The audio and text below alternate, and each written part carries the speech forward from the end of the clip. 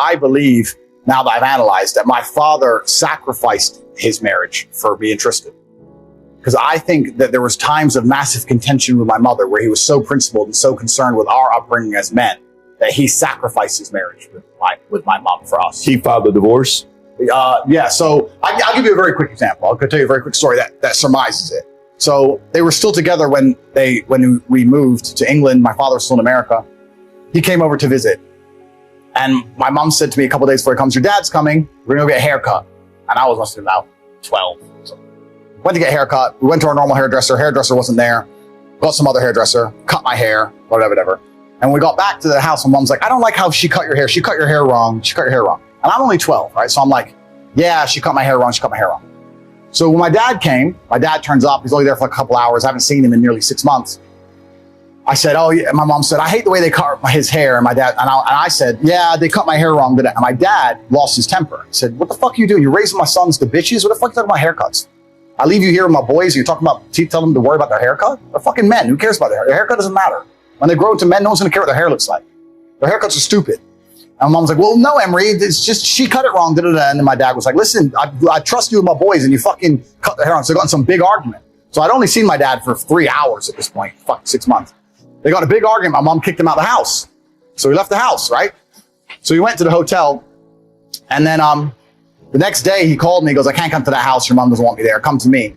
And I came to him and we went to the hairdresser and I was only 12. So this is a traumatic experience, right? I cried my eyes out. I don't know why I cried, but I was upset. He goes, come with me, boys. Why? He goes, you'll learn when you're older. You're going to understand when you're older. You're going to shave your head. And I was like, I don't want to shave my head. He goes, listen, you're 12, you're a kid. Nobody cares about your hair. Come here. Sent me down the thing. Had my head shaved by the thing.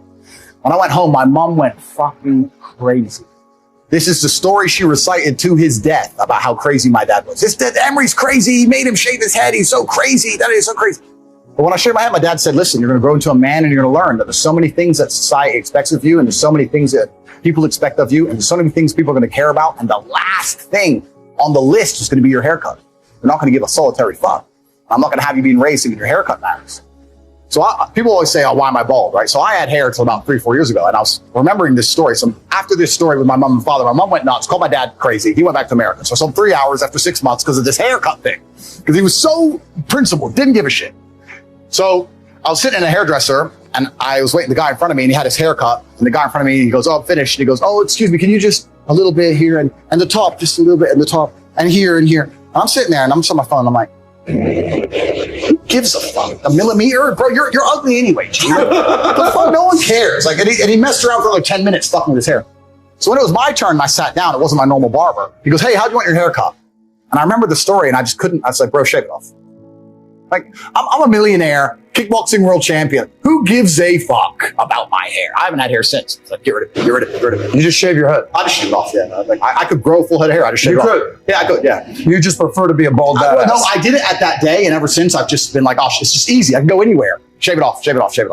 But that's an example of my father would destroy his relationship with my mother to try and teach me and Tristan things. And I have so many examples of that. Their biggest arguments were almost him being too principled about me and Tristan and my mother trying to be like, Emery, that's crazy. Or Emery, let him go to sleep. Emery, he doesn't want to play chess. Emery, sometimes my dad was like, no, but he is going to be this way. He has my name.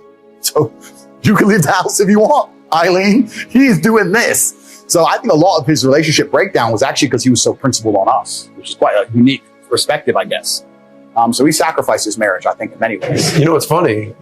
You always shaved your head. For years and years and years and years, you had no hair. Now look at this beautiful head of hair. How handsome he is. I would prefer this. I know you. I would prefer this. But this guy spends $72 to cut his hair every day. Yeah. For 5 years, my hair was like that until 4 years ago, 5 years ago. So what are your thoughts on this hair? Let's transition into you're putting the truth together. Yeah. Okay. Everybody has running mates. Like this main guys, I use the phrase running mates where Tristan's your running mate, you're his running mate, and then you got other people. So there's levels to running mates, right? Yeah. So you got acquaintances, you got, friends, you got best friends, then you got running mates. Running mates is a handful. It's not that many. Yeah. And when you create that kind of an environment, there's a very mutual understanding of what the standards are to be at this level. You can go to dinner and shoot the shit and talk to anybody. Hey, and you know, hey, how you doing? Oh, great, man. What's up? How you doing? Man, great, awesome, family good, everybody good, great. And then there's the next one, and the next one, and the next one, and the next one, and you know, some people try to become too friendly too soon, and it's a little awkward. Yeah. Let's relax a little bit, let a couple years go by, and then we'll see where this thing goes.